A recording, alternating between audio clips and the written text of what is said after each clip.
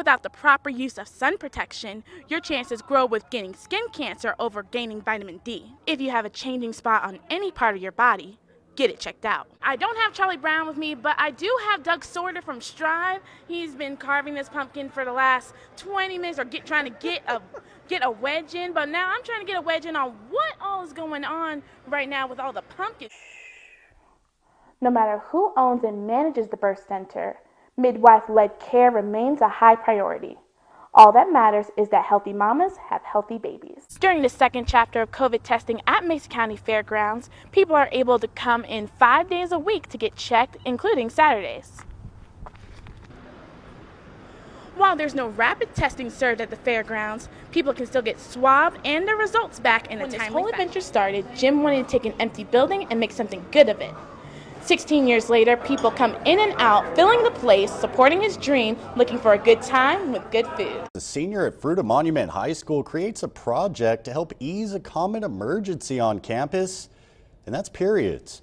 After a visit to the school, Cora Dickey is live in the studio to get the conversation flowing about normalizing menstrual cycles. Cora?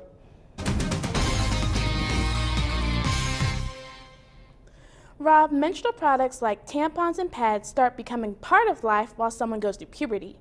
While many students get recognized for talents in sports, academics, and the arts, ADELE FOLEY hopes her legacy on campus impacts generations after her, leaving support to make their time of the month worry-free. ADELE FOLEY has been wanting to help everyone she can during Code Red moments since she was a sophomore. She felt it was her responsibility not only to improve the stock of menstrual products, but make the Crimson Tide less of a taboo. Having these free dispensers with free menstrual products will really destigmatize the conversation about having a period, and that it will be a much open conversation. All periods and people are not the same, which is why this initiative prioritizes inclusivity. ADELE's project isn't just resourceful, it's free and gender neutral. Changing the world one cycle at a time, people can come up and pick up a pad or tampon to fulfill their emergency. With Family Help West's funding, ADELE's project brings 4 dispensers and 9,000 organic products. Supporters were ecstatic investing in this out-of-the-box project, hoping more community members will keep the cycle going. This was less than $4,000 for a full year of putting these machines in and stocking them and really making a difference and making free products available to students. The point of replacing the menstrual products is to make a change that's long-lasting and impactful. It's only been a week and students are loving the upgrade. We have these really useful pads and tampons that will work for us girls that have really heavy flows, and now it's not this cheap stuff that never works and is never there. Users mentioned that the new products work for hours, keeping the cycle under control. Pads and tampons are free in every dispenser and available every 10 seconds. Now, periods can start for someone as early as 10 years old. ADELE and her supporters hope this project branches out to other campuses, including elementary schools in the Valley, so nobody's cycle cramps their style. Reporting first on the Western Slope and live in the studio, I'm Cora Dickey with KREX5 News. Getting an unexpected card or package in the mail can be exciting, but what comes as a less pleasant surprise in your mailbox? Hate mail. Cora Dickey joins us live in studio with a letter which has been spamming the Grand Valley. Cora?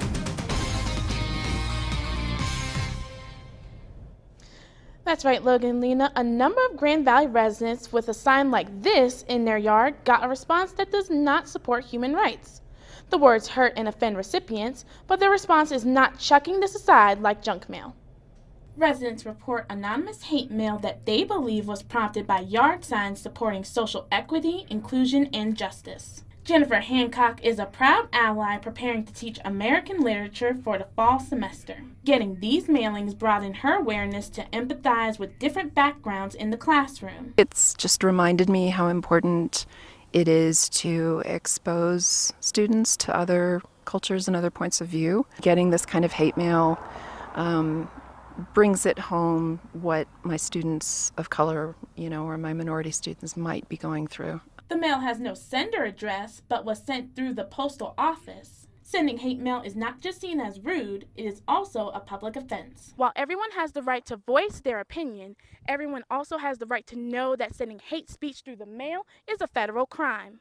Members and supporters of many human rights make up a fraction of the Grand Valley community. Hate speech being delivered to home can be a threat to take down signs and flags. Some prideful homeowners of Colorado see it as a sign to stay strong. I will absolutely not take my signs down. I think it's important that we all stand together for everybody's rights. And I wish everyone would respect other people's ability to be who they are. Mesa County Sheriff's Office has received a report of the mail and is currently investigating. Now, if you receive hate mail, report it to postal inspectors and keep the letters as evidence. Mesa County Sheriff's Office encourages anyone to report harassing messages they may receive. Reporting first on the Western Slope, live in the studio, Cora Dickey, KRX5 News. Town of Palisade talked plans for turning its original high school into a medical clinic this time last year. The mitigation for construction starts Tuesday. After taking a tour of the school, Cora Dickey takes us to the former campus to see the first steps of the confirmed plans. Palisade's original high school is getting a facelift for a fresh start. What once was home to the Palisade Bulldogs is about to become a medical clinic serving residents on this side of the Grand Valley. Most former students look back fondly on campus memories, while others look forward to what's coming. I've always seen this run-down old high school, and I'm glad to see it get turned into a medical building. That's very exciting. And even though I didn't go here myself, I went to the new high school. I've always passed by and have hoped that something good would come of this school. Palisade hasn't had its own medical center in 20 years. Some former students are sad that the school is coming down, but others agree with the town of Palisade that it's time for a change. Town of Palisade officials stress that tearing the building down makes room to build new purpose fulfilling medical needs. Asbestos is mainly in drywall and pipes within this old building. The three-part project focuses on demolishing only the buildings needed for the new medical clinic. Palisade's mayor says it will benefit locals and couldn't be in a better place. The location is ideal in terms of accessibility. It's also ideal in terms of the proximity of the fire station with our EMT, medical services.